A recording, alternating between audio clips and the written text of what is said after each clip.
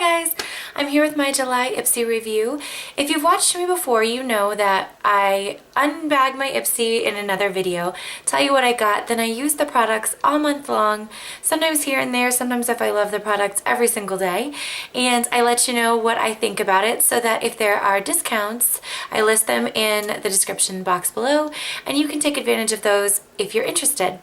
So let's get started on this month's bag. It's this pink leather bag with the little cute little Ipsy round pull. Let's first talk about the Befine Food Skin Care Daily Moisture with SPF 15, rosemary, pomegranate, and rice. Things that I like about it, I like the travel size. I think it's a really good size sample. It's 1.5 fluid ounces. I love that I don't have to dig my hands in it to use it. I love that it's natural. It is allergen-free, fragrance, paraben-free, and vegetarian protein. So that's lovely if those are things that you're looking for. There, it's the consistency. It's a little bit watery. It's not like a cream. It really is just like a light lotion. And I didn't end up using it because I felt like now I put a lot on my hand. That's more than I would use on my face. But I didn't really love on my hand the way that it went in. And as you guys can see, I have some breakouts going on already this month.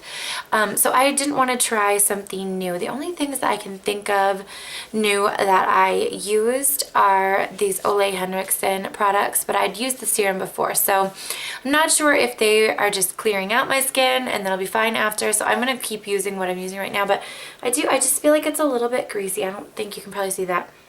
I don't love the scent. To me, it smells like sunscreen. I mean, it has the sunscreen in it, but it doesn't smell like a good sunscreen. You know, when you use the sunscreen, you're like, coconutty, beachy, or something like that. This is not that. It's just this sort of like plasticky, sunscreeny smell. It's not as herby as you would think, but yeah, I mean, I just feel greasy. I don't feel like it absorbs to a point where I'm like, oh yes, I want that on my face. I use the Olay, what is it called? I don't know, 7 Effects or something like Total Effects, something like that, moisturizer right now, and I love it. I mentioned that in my June favorites. So for what that's worth, I can't speak to how it works on my face, but I really don't like the way that it feels on my hand, so I didn't plan on using it on my face. The next thing I didn't even open is the Hang 10 Dark Tanning Oil with SPF 8. It's a natural sunscreen. It's water resistant to 40 minutes. It's a tanning oil. I'm not going to use a tanning oil. I love this year I discovered the Tarte Brazilians, and it's probably going to show up in my July favorites. I love, love, love, love, love that stuff. And I'm not a tanner anyway. I have a friend who is though, and I will pass this along to her. So I don't know, maybe it smells good. I just didn't want to open it and then knowing I wouldn't use it and then gift it to her. So I did not use that. I really did like the Hang 10 sunscreen though. So if the discount code that I list below interests you but you don't want tanning oil and you didn't pick up the sunscreen, if it's good for the sunscreen, I would recommend that. This next thing is the Elizabeth Mott Tints and Sass. It's an all-day lip and cheek color that will kick some sass. It's in the color Cherry. I am not using it on my cheeks. I am using it on my lips. I do like the color. I feel like it's a little bit, I mean, it's a true stain and it didn't go on patchy. I've had it on for a while now. It wears great. I tested this stuff and I wore it to the pool. So I put it on my cheeks, I put it on my lips, and I could see both after a day at the pool. So I think it's fabulous. What I would use this for, I will give you a swatch, although it will stain my hands. And I already have another swatch on my hand to show you in a little bit. But here is the swatch, and you have to work fast. And then if you blend it out, it really is a pretty cheek color, but you really do have to work quickly. You can see where I originally put that. Oh guys, me and my lighting. I'm so sorry. I just have to film whenever the kids are asleep or otherwise entertained, so it's just kind of, maybe I need to get a light, but for now this is just such a for fun thing. Anyway, that aside, thanks for listening. What I do like to do is use it as a base to a lipstick that I want to increase the wear on. This is MAC's Viva Glam 4. I love the way MAC smells. And I think it's a similar color. And so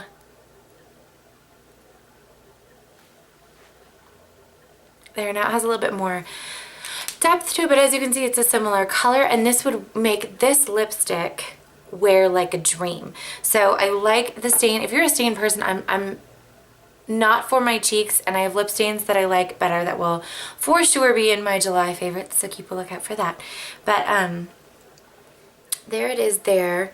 I like it. If you're a stain person, if you need long wear, if you wanted to wear through the pool, then I say have at it. And I think there's a good discount code for that too, so of course I'll list that. The next thing I got was the bareMinerals 5-in-1 BB Cream Shadow, and all the claims are on the pamphlet. Excuse me for a second. Let's see, it's got SPF in it, and it fell on the floor. How often do you guys see me do that? More often than you should, right?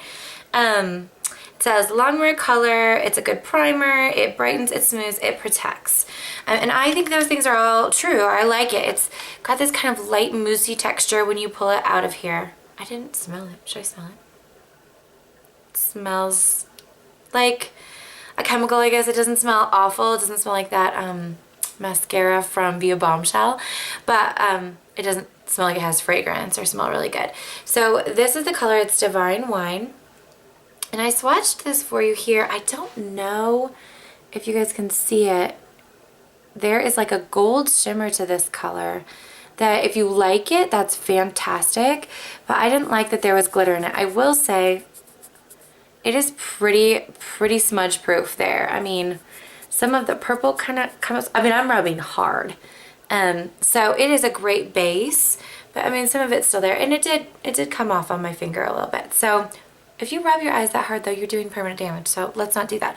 But I like this as a base. I'm wearing it today.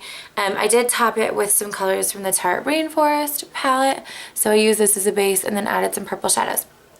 I wish they would have included one of the light or neutral colors, because for me, for a base, I like something like Maybelline's Color Tattoo in Barely Branded, because, or Inked in Pink, something light that I can build on if I want any look. You know, you can put a darker color, of course, on top of it, but you can also use a nice light look with it. So I did go with purples today to try to show you what that looked like.